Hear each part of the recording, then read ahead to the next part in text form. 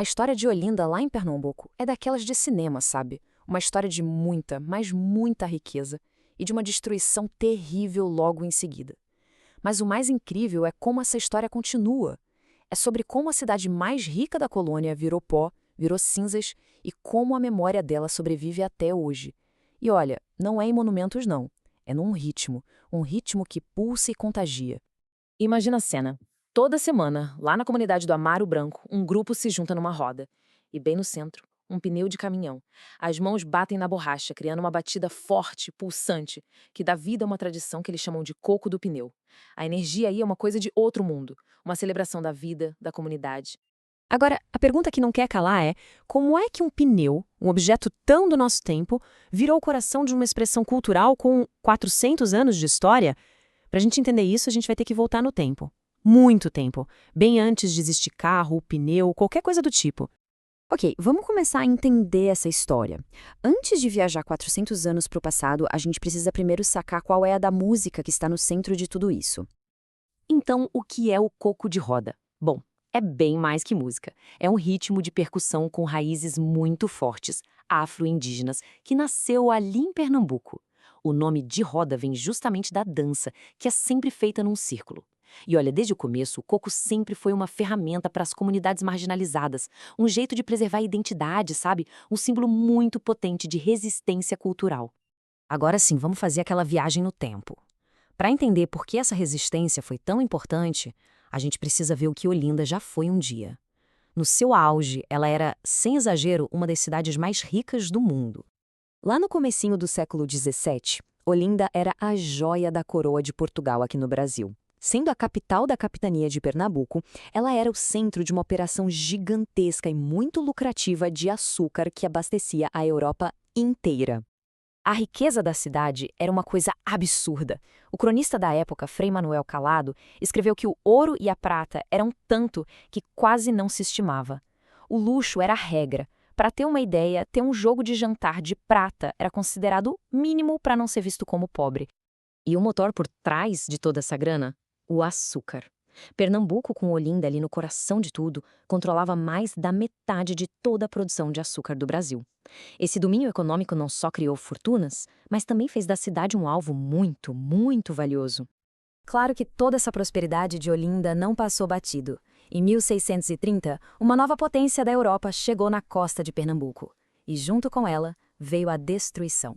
E o mais curioso é que antes mesmo da invasão, já rolava uma profecia meio sinistra por lá.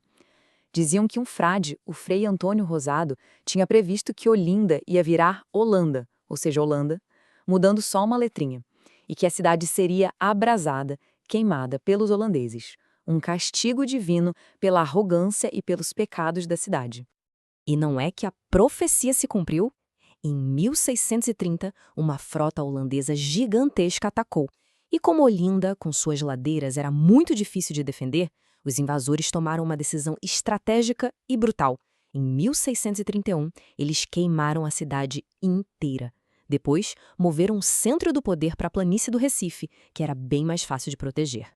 Olha só, este é um registro da catástrofe. O artista holandês Frans Post pintou Olinda logo depois do incêndio. O que a gente vê não é uma cidade, é um campo de ruínas, o fantasma do que ela um dia foi.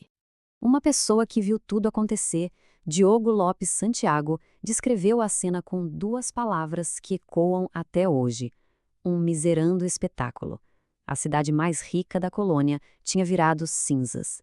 Um trauma que ia marcar a identidade dela para sempre. A expulsão dos holandeses em 1654 não significou uma volta aos tempos de glória. Não, muito pelo contrário. Enquanto Recife, que tinha sido a capital holandesa, só crescia, Olinda entrava num declínio que durou mais de 200 anos.